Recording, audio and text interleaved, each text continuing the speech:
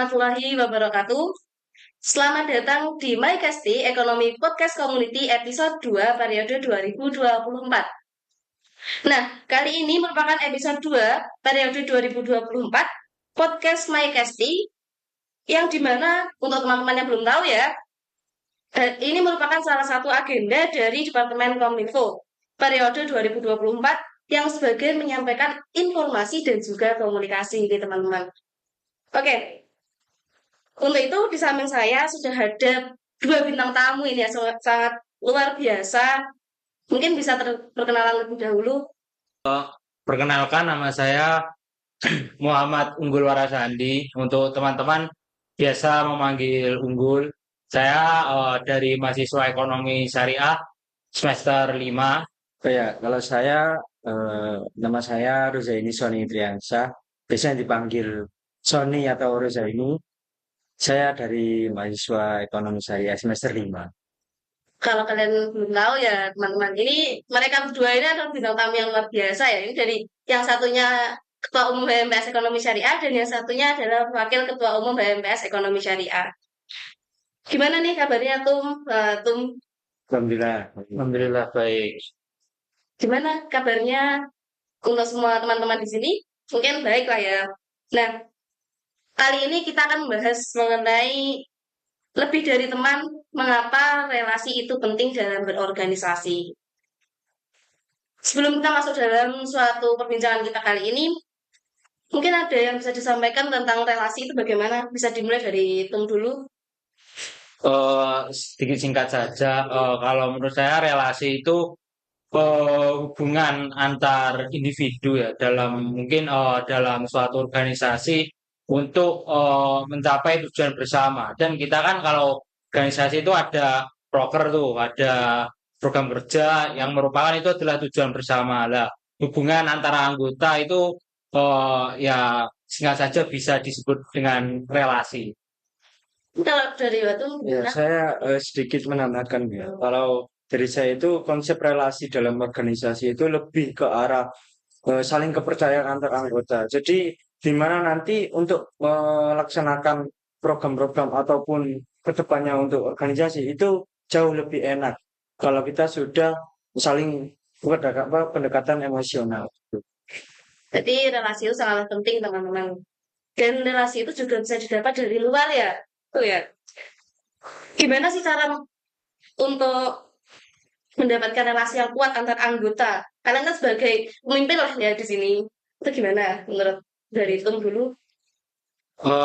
Kalau dari aku yang pertama, tentu saja dalam sebuah organisasi kita eh, ti- bagaimana ya, perlu menciptakan lingkungan yang solid gitu, lingkungan yang kekeluargaan di mana hubungan antar anggota ini tidak hanya saling berkebutuhan kerjasama melaksanakan suatu proker atau suatu acara, tapi kita juga menjadi teman yang mana kita saling mengerti itu suka duka kita menjalankan roda organisasi. Kalau dari Tum gimana kalau untuk meningkatkan kinerja dari tim? Ya, kalau untuk meningkatkan kinerja sendiri itu lebih menjalin atau membuka hubungan yang inklusif atau ya kita bisa disebut inklusif ini tidak memandang latar belakang ataupun sudut pandang dari masing-masing anggota. Jadi semuanya itu bisa terbuka dan saling bisa curhat lah. Kalau di dalam sesama anggota ini bisa curhat, otomatis kita itu udah bisa komitmen lah untuk menjalankan ke depannya gitu programnya. Kalian ini kan ya sebagai pemimpin lah ya di sini. Mungkin adalah peran penting dari yang kalian bangun untuk anggota-anggota kalian itu seperti apa? Ini dari Tum dulu. Kalau dari saya sendiri itu lebih ke arah empatik, di mana empatik itu kita saling memikirkan, tidak hanya memikirkan diri sendiri atau pemimpin itu sendiri, kita juga memikirkan ke anggotanya juga gitu. Jadi tidak hanya pemimpin yang memikirkan anggota, tetapi juga anggota juga melihat kondisi yang ada dalam pemimpin. Itu nanti yang dimana untuk jenjang ke depan memang penting untuk saling mengerti atau saling mengerti kondisi. Jadi tidak saling egois di situ. Jadi egois lah diturunkan gitu ya. Betul. Oke. Kalau menangani konflik gimana Batu terkait dengan relasi dalam suatu organisasi gitu? Kalau berbicara mengenai konflik gimana Batu?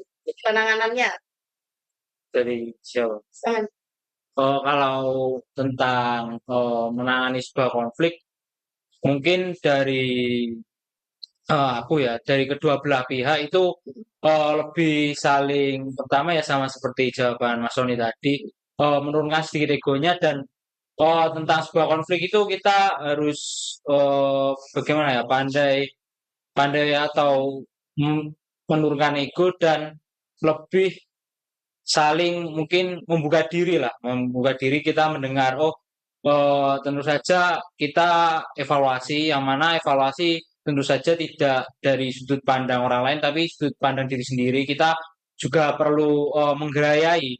Kira-kira itu dari diri kita sendiri itu dalam hal konflik ini tuh kira-kira apa sih dalam sudut pandang mereka ke aku yang diriku ini merasa kurang dan tentu saja aku juga perlu mengevaluasi sekitar juga. Mungkin ketika ada mungkin konflik antar sesama, ketika kita merasa merasa pihak yang sana itu ada keliru ya, kita mungkin ya terus terang saja mengingatkanlah agar sama-sama mawas diri dan dengan relasi yang kuat ketika kita sudah terhubung emosional, sudah eh, terbiasa bersama-sama, mungkin komunikasi saling terbuka itu sangat efektif untuk menyelesaikan sebuah konflik antar sesama. mungkin di sini organisasi itu sangat banyak orangnya ya, jadi harus pandai-pandai evaluasi diri sendiri juga seperti itu kan ya tuh Batu. Kalau menurut kalian itu tanggapan gimana dari adanya suatu teknologi? Kan kita berbicara mengenai relasi ini ya. Kan teknologi sekarang itu sudah maju juga. Kalau menurut dari kalian gimana? Mungkin dari waktu dulu jawab. Menurut saya. Iya, Jadi untuk teknologi sendiri itu ya memanglah kita itu sebagai ya manusia sekarang kan perkembangan globalisasi ataupun teknologi semakin maju ya. maju. Jadi mau nggak mau itu kita harus menyesuaikan dengan zaman, begitu. Jadi kan untuk digabungkan dengan dari konsep relasi, di mana organisasi itu tidak hanya yang kita dapat saat ini, tapi juga berimpact di ke depan atau saat kita sudah demisional atau lulus di perkuliahan gitu. Jadi konsep untuk teknologi ini dari kita itu tidak bisa meminta tolong atau saling belajar dengan anggota satu sama lain untuk memberikan pengetahuan di mana cara mengedit, cara mengambil tag video yang benar, cara menggunakan aplikasi ini itu. Jadi Jadi menurut kalian perlu nggak sih kita menjamak dunia luar atau kita berrelasi dengan kampus-kampus luar itu perlu nggak? Relasi untuk organisasi ini. Yang bisa dijawab.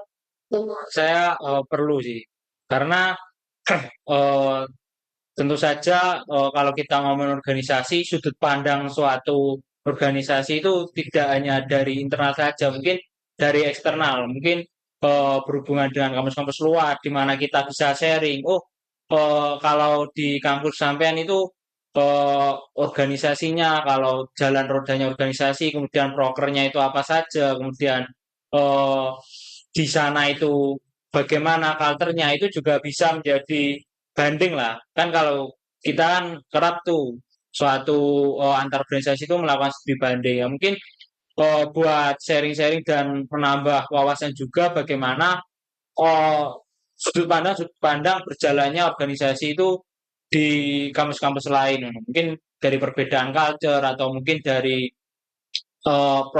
program kerja yang semula itu belum ada di kampus kita dan itu baik dan itu mungkin kita bawa kita adakan di organisasi di kampus kita dengan ya sesuai dengan culture di kampus kita seperti itu untuk penambahan sudut pandang. Oke. Banyak nggak sih kegiatan kita yang memiliki impact bagus dari hasil relasi yang sudah kita jalani? Menurut kalian, terserah salah satu siapa yang mau menjawab ini. Kan dari itu boleh. Impact bagus. Kita melaksanakan kegiatan gitu, terus dari luar mungkin bisa masuk atau kita punya lomba.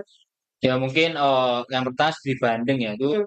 kita studi banding itu tentu saja kita juga menjalin silaturahmi, entah kita yang datang ke kampus tersebut atau kampus tersebut yang berkunjung ke kita, tentu saja itu untuk menguatkan silaturahmi antar dua organisasi. Kemudian juga proker-proker seperti lomba, perlombaan, tentu saja ketika kita mengadakan suatu lomba dan banyak ya peserta. Nah, mungkin itu organisasi yang hampir sama dengan kita dari himpunan tingkat jurusan prodi ekonomi yang kemudian pada saat kita mengadakan lomba ikut ke lomba kita. Nah, kemudian di saat mereka mengadakan lomba kita pun juga tergerak untuk ikut mengikuti lomba mereka sehingga dari segi pengalaman dan bermanfaatan pun juga saling timbal balik. Berarti relasinya sangat penting ya, apalagi kalau kita bisa menjamak ke dunia luar untuk mungkin ada MS-MS lain di universitas lain. Kalau kita bisa, misal kita melakukan lomba gitu, terus kita sharing ke sana gitu kan, timbal balik ke kita juga cukup lumayan baik gitu. Kan gimana menurut kalian tuh menghadapi suatu tantangan atau mungkin saat ini tantangan yang dihadapkan dari kalian sebagai pemimpin untuk mendapatkan suatu relasi itu tantangan menurut kalian seperti apa yang sekalian rasakan mungkin dari Watung dulu. Tantangan untuk membangun relasi. Membangun relasi. Jadi di mana sekarang ini kan ya kita lihat kembali untuk perkembangan zaman juga pesat. Jadi media sosial itu semakin lebih cepat lah. Jadi tantangannya itu apa? Kita itu jangan gimana ya? Kita itu jangan sampai mudah terbawa isu ataupun berita-berita yang itu belum benar gitu. Karena kan ya dari WA, dari IG kan banyak kan bisa menyebar luas gitu.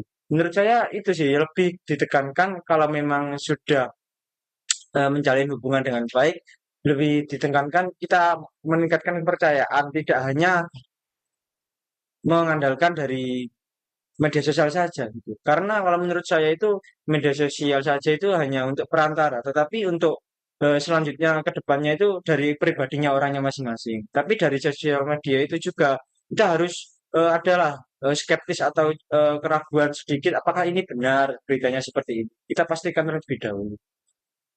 Soalnya banyak juga ya berita sekarang itu yang simpang siur di luar sana dan itu juga banyak juga yang kurang baik gitu. Ya, Jadi harus dipilah-pilah seperti itu. Oke.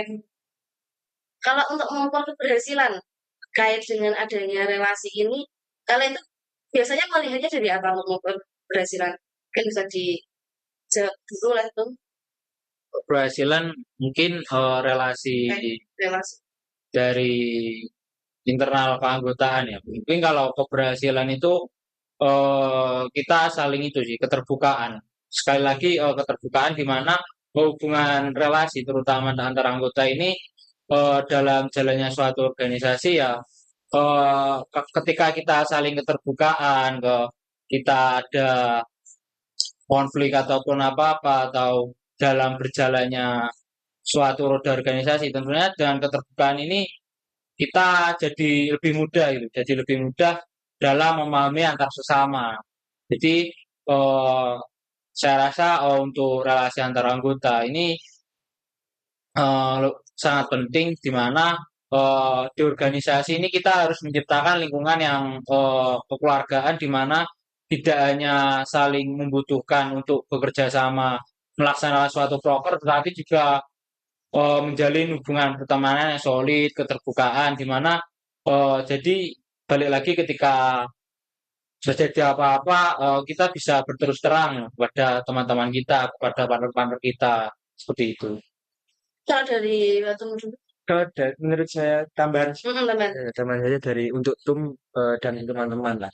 Mungkin kalau tingkat kesuksesan atau keberhasilan dari relasi itu sebelumnya itu kita harus membuat sebuah indikator atau poin tersendiri. Jadi di mana nanti itu ada target gitu.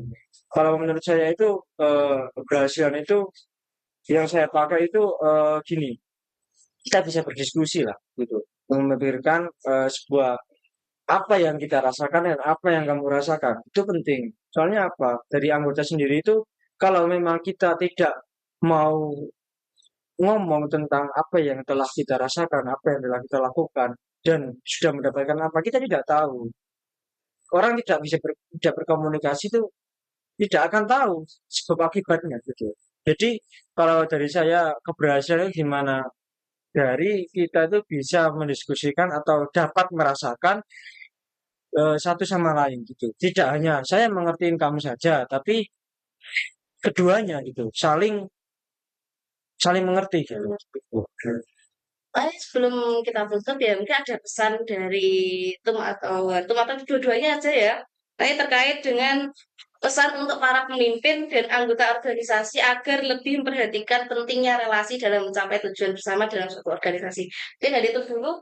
Mungkin dari aku ya untuk seluruhnya baik yang menjadi pemimpin, anggota atau apapun itu dalam internal organisasi bentuklah suatu lingkungan yang mana itu seperti yang dikatakan Mas Sony tadi saling mengerti, saling memahami antara anggota yang nantinya itu akan timbul ya keterbukaan. Jadi relasi hubungan antar anggota itu kuat, solid. Jadi jika nantinya itu ada apa-apa, baik itu baik atau buruknya, bisa dikomunikasikan dengan baik dan antar sesama itu bisa saling memahami dan saling mengerti dan enak itu komunikasinya enak karena ya sudah saling memahami, saling kenal erat gitu, solid. Ini seperti itu.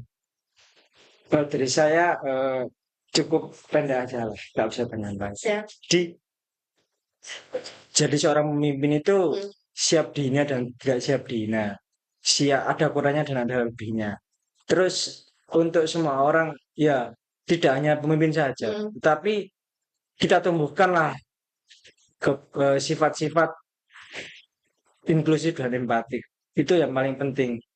Guna untuk membangun ke depan, membangun jalannya roda organisasi, jalannya program kerja, jalannya ya kehidupan gitulah.